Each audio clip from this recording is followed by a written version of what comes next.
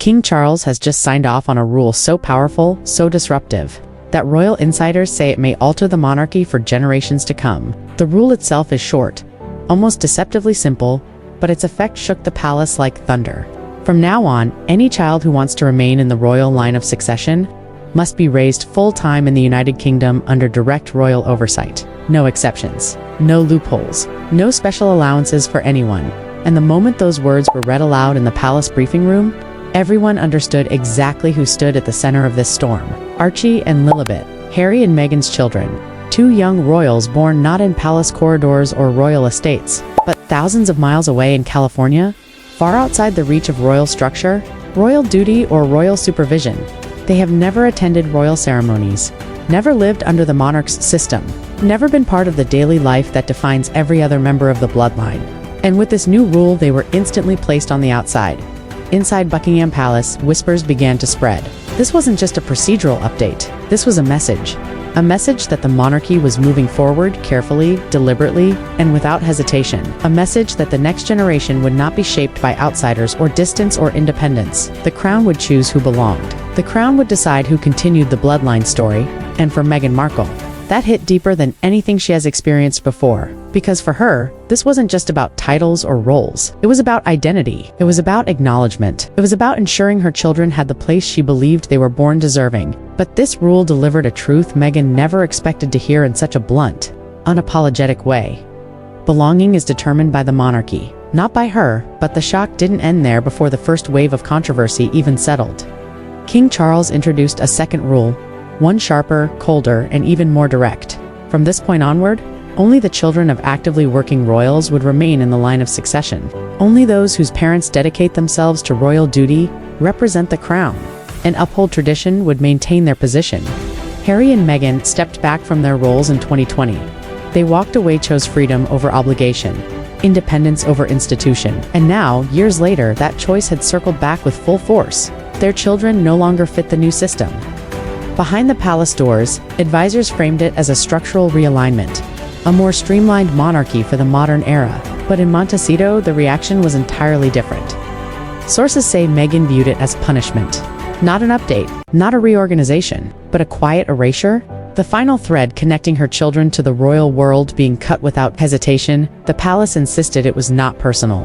But for Meghan, there was no other possible interpretation. Because once again, a rule had been written that pointed directly, almost unmistakably, at her children. And this time, it was stamped in ink that would not fade, just when it seemed the tensions could not escalate further. A new move emerged from inside the monarchy, softer on the surface, yet far more unsettling beneath it. A formal clarity review. In the royal world, these reviews are usually simple administrative tasks, updates to files, confirmations of records, routine corrections. But this time, something was very different. The team assigned to the review included not just office staff or archivists, but constitutional scholars, legal strategists, historians, and experts in succession law. A group assembled only when a matter has deep, long-term consequences for the crown itself. Their focus, everything tied to Harry, Meghan, and their two children. Birth documents, legal confirmations, timelines, eligibility requirements that had never before been examined closely. Paperwork that should have moved seamlessly but didn't. This wasn't an aggressive investigation, but it was a precise one. Quiet, thorough, designed to clarify every detail, remove every uncertainty, and highlight every discrepancy. And while the monarchy tightened its grip, another figure stepped into the spotlight: Prince William. For years, William stood in the background, learning from Queen Elizabeth, watching King Charles shape the institution, and observing every storm the monarchy endured. But sources now say he has stepped into a new role entirely. No longer just the heir. No longer the calm presence in the shadows. William is becoming the protector of the crown. Those close to the palace say he has no patience left for instability, controversy, or anything that threatens the future he is destined to lead. After years of interviews, accusations, and public tension involving Harry and Meghan, William's tolerance has worn thin, and he has become firm, decisive, and, when necessary, unapologetically strict. Insiders say William is fully prepared to support the removal of titles, if it safeguards the monarchy's long-term stability. One advisor described it brutally: William will cut off a limb to save the body. To him, this isn't revenge, it's duty. Where Harry stepped back, William stepped forward.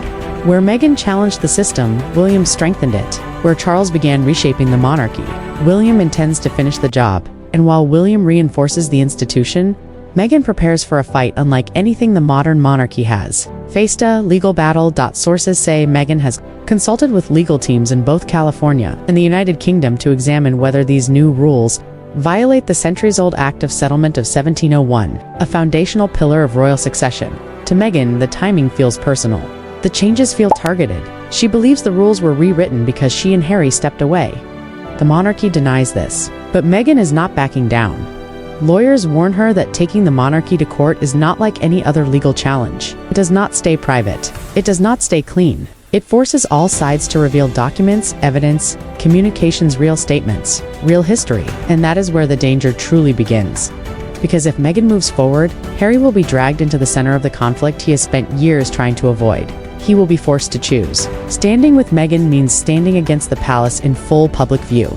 Standing with the monarchy means breaking the promise he made to protect his family. For Meghan, the battle is about respect. For the monarchy, it is about structure. For Harry, it is about an impossible choice between two worlds that cannot exist together. The conflict hasn't officially begun, but the lines are already drawn. On one side, the monarchy is restructuring itself, rewritten, titles reconsidered, succession adjusted, clarity reviews digging quietly through the past. Charles is no longer flexible. William is no longer patient. The palace walls are closing tight. On the other side stands Meghan, angry, determined, and ready to fight for her children's place in the royal future. She believes they rightfully deserve. To her, the rule changes are an erasure. The review is an intrusion, and the distance between California and London grows wider every day. Caught between these two worlds is Harry, no longer anchored to a royal home, trying desperately to protect his family while watching his past shut its gates one door at a time. Sources close to him say he feels the pressure mounting, the decisions harder, the crossroads unavoidable. Because if this turns into a legal war, the monarchy will be forced to reveal everything it has guarded for decades. Documents, testimonies, private history, secrets meant to remain buried. And once that begins, there is no return to calm. This is the silence before the rupture. The moment before two royal children become the center of a constitutional storm. The moment private family conflict becomes a national reckoning. The monarchy is preparing to move forward. Meghan is preparing to fight back. And Harry is preparing for the hardest decision he has ever faced. One thing is guaranteed. What happens next will not be quiet. It will not be soft. And it will permanently reshape the royal family, because this is not the end of the story. This is the spark. The moment before the explosion,